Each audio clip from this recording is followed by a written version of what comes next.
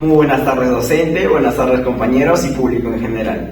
El día de hoy yo junto a mi grupo, los cuales somos de la UTP C Huancayo, vamos a exponer el por qué la reforma agraria fue contraproducente para el Perú, tanto a nivel económico, social y político. Pues bien, la reforma agraria se desarrolló durante el segundo gobierno de Belaúnde Terry, en la década de 1960.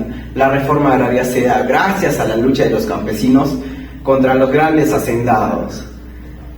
Al principio podría parecer que la reforma agraria puede ser positiva, pero vamos a ver cómo la mala gestión y la corrupción de nuestros dirigentes hacen que se vuelva negativa. Sin más que decir, le doy paso al aspecto político. Políticamente, el movimiento revolucionario de las Fuerzas Armadas, encabezado por el general Juan Velasco Alvarado, llegó al poder mediante un golpe de Estado al entonces presidente electo Fernando Belaúnde Terry, a quien sacaron del palacio durante la madrugada y desterraron con destino a Argentina. Es allí donde Velasco asume la presidencia y de inmediato cierra el Congreso, detuvo a dirigentes apristas y desalojó a ministros.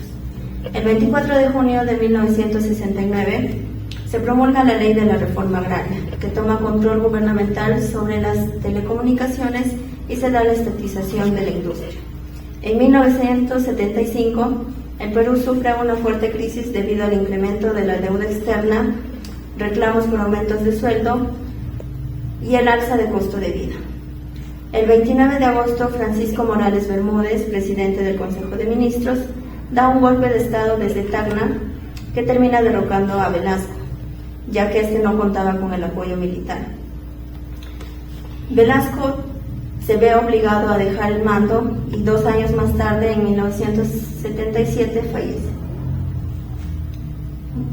Con Morales Bermúdez se da inicio a la segunda fase del gobierno militar, que buscaba revertir las reformas velasquistas. En el ámbito social, la implementación de la reforma agraria trajo consigo una serie de conflictos sociales. Muchas veces los propietarios de grandes extensiones de tierra se rehusaban o se resistían a entregar sus parcelas, lo que ha dado lugar a enfrentamientos violentos y tensiones sociales, alimentando así la desestabilización política y social.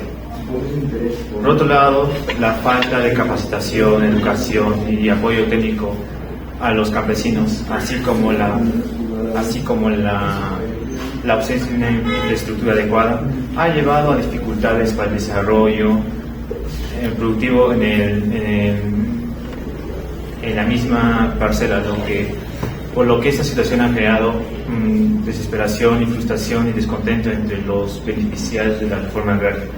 Y por último, la falta de habilidades y de conocimientos necesarios para la gestión de una cooperativa o de una granja, en gran medida provocó la disminución de la eficiencia y la producción agrícola. Bien, continúo con el aspecto económico.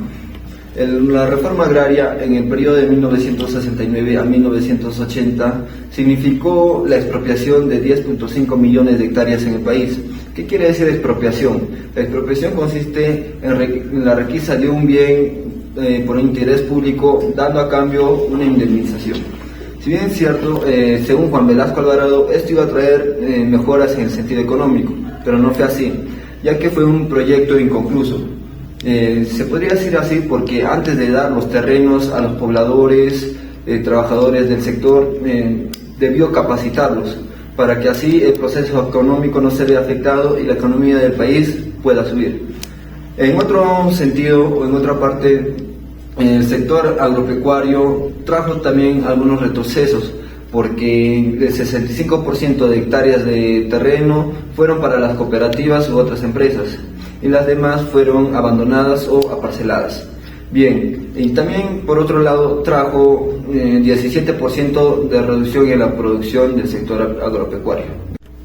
Y bueno, en conclusión, la reforma agraria que se dio en la década de 1960 y con el gobierno de Belaúnde Terry empezó siendo una promesa significativa para los pobladores que vivían en zonas rurales y para el desarrollo del país en sí. Pero durante el desarrollo de esta reforma se dio a conocer y entender que una mala gestión, la falta de apoyo y capacitación para los pobladores, la corrupción no fueron beneficiosos en nada para esta reforma. Y es más, esta reforma trajo prejuicios para nuestro país y para las personas a las que estaba destinado a apoyar esta reforma, ¿no? Es esencial recordar que durante una reforma se necesita tener una buena gestión administrativa y un conocimiento de las mejoras o prejuicios que se van a tener no solo a corto plazo, sino a largo plazo igualmente, para así evitar que se repita en la historia que una reforma que prometía ser tan beneficiosa para los pobladores termine siendo algo perjudicial y tan poco ético para el país en sí.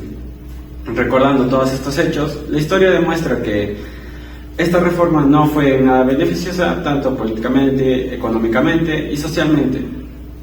Y para nada hay que volver a cometer estos errores en un futuro para tener así un mejor desarrollo del país en sí y tener a los pobladores en cuenta para que estas reformas a lo largo de la historia futura de nuestro país sea más beneficiosa para estos sectores más débiles, así por así decirlo.